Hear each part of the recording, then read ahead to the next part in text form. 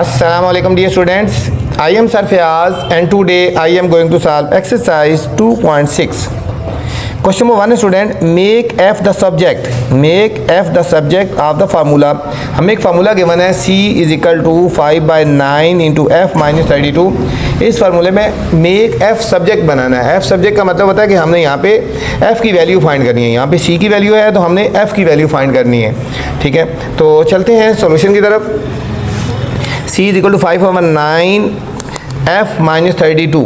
तो हमने यहाँ पे f की वैल्यू फाइंड करनी है बच्चों. ठीक है, अब यहाँ पे f है ना, तो ये 5/9 है, ये दूसरी साइड पे जाएगा तो ये क्या हो जाएगा 5/9 यहाँ मल्टीप्लाई हो रहा है तो ये दूसरी तरफ जाके रिवर्स हो जाएगा. ये हो जाएगा 9/5 c इज इक्वल टू इधर आ गया f माइनस 32.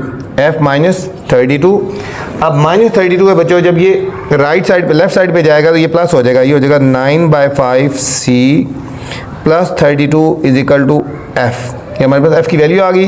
इसको सीधा करके लिख देंगे तो f is equal to 9/5 c plus 32. इसमें बच्चों f जो है सब्जेक्ट बन गया. हमने f की वैल्यू फाइंड करनी थी. ठीक है, f make f the subject बनाना का इसका मतलब f की वैल्यू हमने फाइंड करनी थी, तो ये हमने f की वैल्यू फाइंड कर ली. ये था क्वेश्चन नंबर 1. क्वेश्चन नंबर 2 है student, the formula for the finding simple interest is. Simple interest find करने का फार्मूला ये i is equal to P R और टी. ये हमें एक फार्मूला गिवन है. मेक p द सब्जेक्ट, यहाँ पे p सब्जेक्ट बनाना है. पहले हमने p की वैल्यू फाइंड करनी है, फिर मेक t द सब्जेक्ट और दूसरी दफ़ा हमने t की वैल्यू फाइंड करनी है. इसी एक फार्मूले से एक दफ़ा p को सब्जेक्ट बनाना है, p की वैल्यू निकालनी है, और एक दफ़ा हमने t की वैल्यू निकालनी है. बच्चों फार्मूला वही है और उसी को हमने बारी बारी यूज़ करना है. ठीक है, सबसे पहले हमने फार्मूला यूज़ करना i is equal to P R और टी. ठीक है, तो इसमें हमने जो फर्स्ट हम कर रहे हैं, इसमें हमने p को सब्जेक्ट बनाना है, p की वैल्यू हमने निकालनी है. तो p कहाँ पे है, यहाँ पे p है. अब p के साथ जो दोनों वैल्यूज़ मल्टीप्लाई हो रही हैं दूसरी तरफ जाके तो डिवाइड हो जाएंगी. ये हो जाएगा i/RT is equal to p is equal to p. तो हम सीधा लिख देंगे formula p is equal to i/RT. ये हमारे पास p एक सब्जेक्ट बन गया बच्चों, p सब्जेक्ट बन गया. ठीक है, अब सेम इसी तरह इसी फार्मूले में से make t the subject. Formula वही है हमारे पास, i is equal to P R और t. अब हमने t को सब्जेक्ट बनाना है तो t यहाँ पे है बच्चों, इसके साथ p और r मल्टीप्लाई हो रहा है, इधर आगे डिवाइड हो जाएगा. i/PR is equal to t.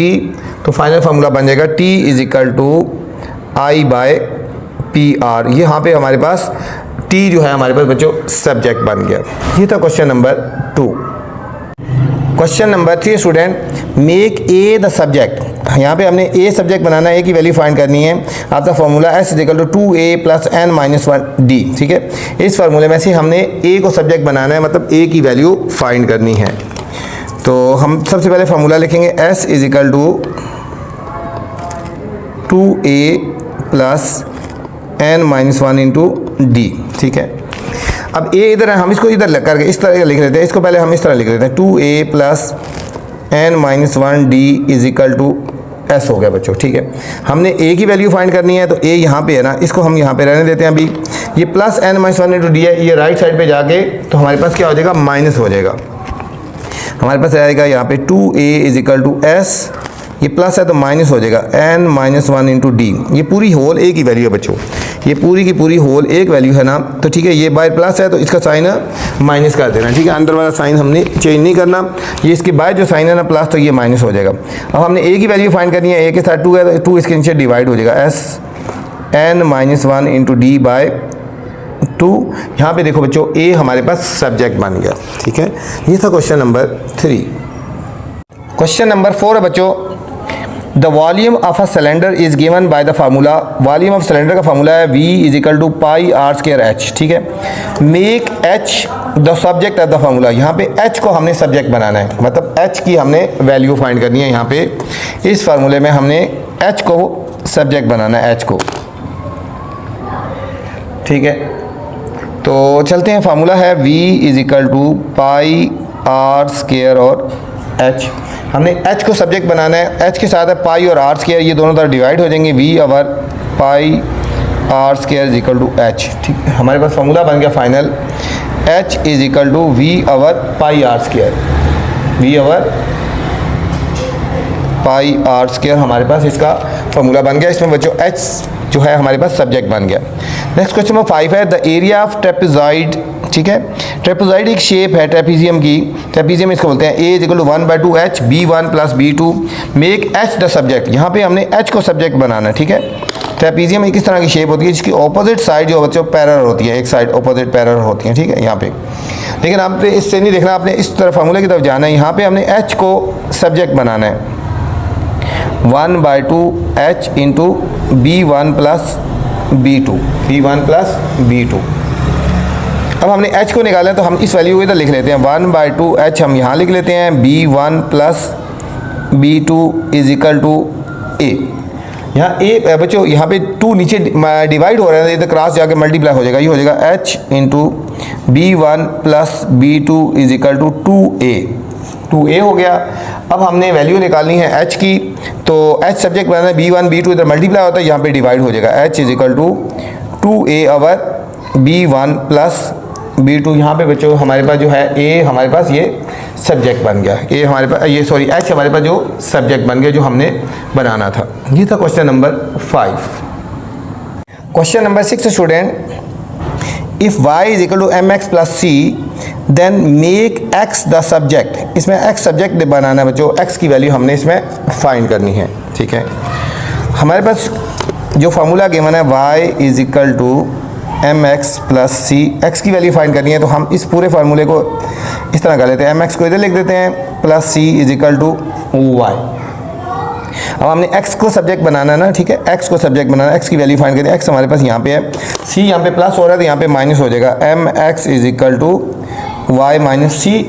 और m के साथ x के साथ m है तो हमारे पास मल्टीप्लाई हो रहा है तो यहाँ पे ये डिवाइड होगा y - c/m। ये हमारे पास फाइनल फार्मूला आ गया y - c/m हो गया बच्चों। ये था क्वेश्चन नंबर 6। क्वेश्चन नंबर 7 में जाने से पहले आपसे गुजारिश है, अगर चैनल पे नए हैं तो चैनल को लाइक करना है, सब्सक्राइब करना है और दोस्तों के साथ शेयर भी करना है। ठीक है, ताकि जो नई वीडियो बनाऊँ बर वक्त आप तक पहुँचे।